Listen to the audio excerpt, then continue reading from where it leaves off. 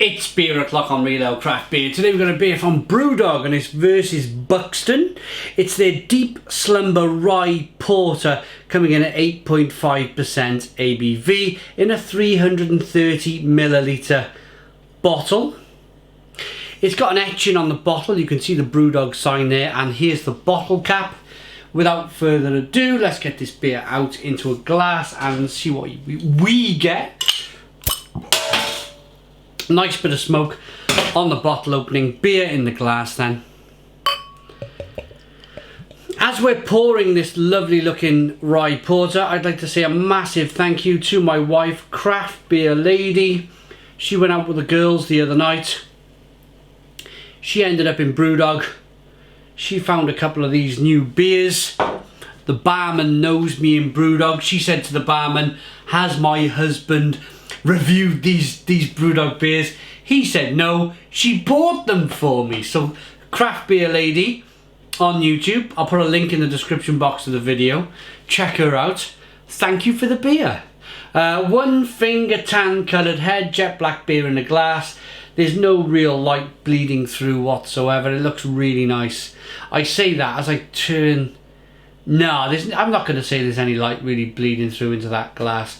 It looks good. A nice looking rye porter. Let's get the aroma. Ooh. I'm getting some caramel, a little bit of tobacco smoke. Lots of plums, figs, prunes, a vinous quality, very much a vinous quality on the back end. It smells good. Let's dive in. Cheers everybody.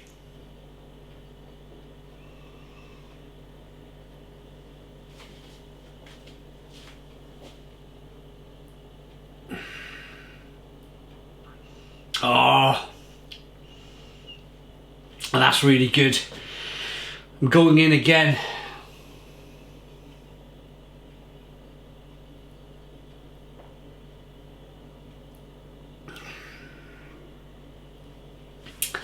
Done it again.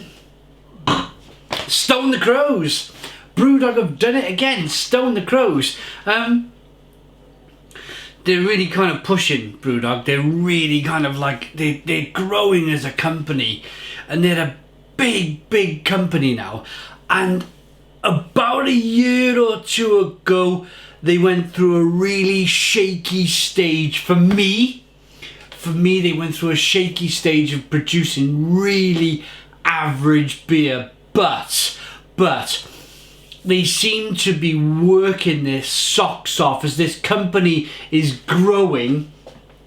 They're working harder than ever to get things right, to hang on to that kind of craft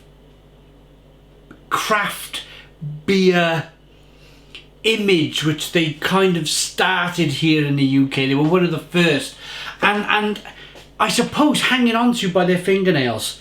But whilst the company's charging ahead and growing like crazy, they are certainly hanging on by their fingernails. This, pardon me, this is a good beer. It really is. It's more than a good beer. It's a Stone the Crows beer.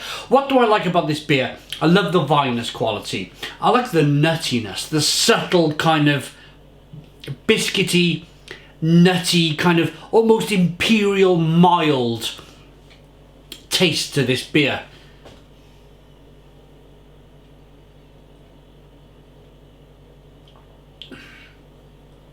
It's got a lovely, rich, thick mouthfeel, which really works for the beer. Carbonation pushes the beer on the inside of the mouth, releasing more of that flavour. Sweetness to begin with. Lovely kind of slightly smoky rye finish. Plums, figs, prunes. Not to mention the roasted malt that's giving chocolate, coffee and caramel. Respect to Brewdog. Respect to Brewdog. Respect to James Watt. Yeah, I made that video. I made that video a year or so ago where I said, look, are we at the stage now where they should be looking to leave the company? I actually made a video about that, where they made that indie indie whatever it was, indie, I can't remember what the name of the beer was now. Anyway, that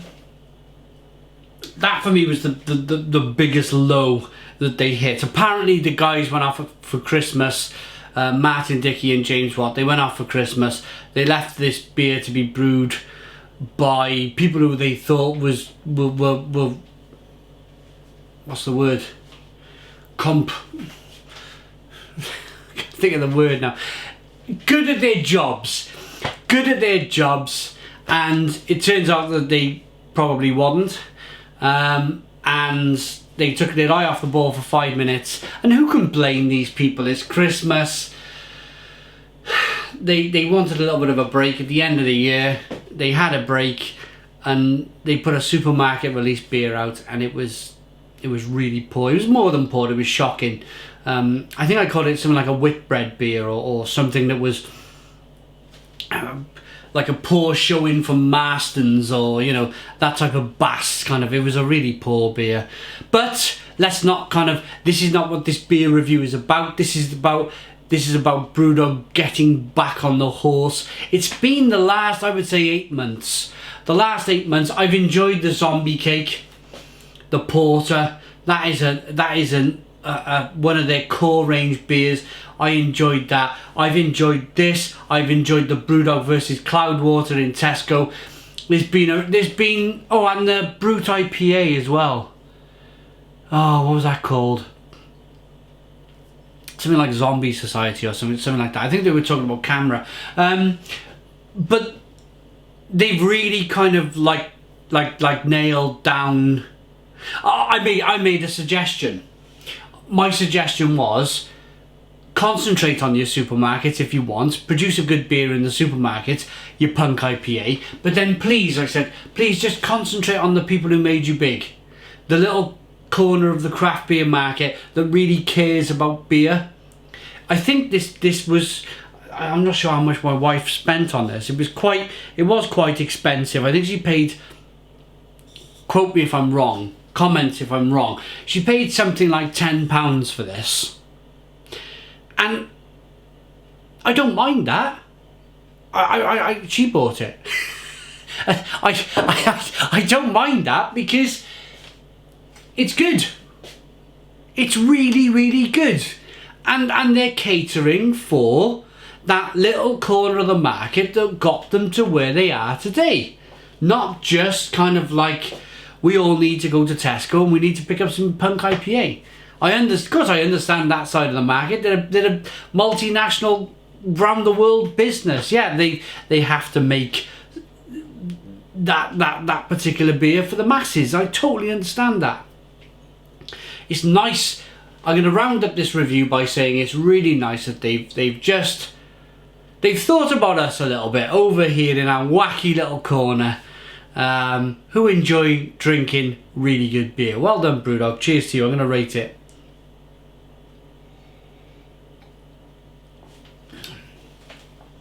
I like that enough to give it.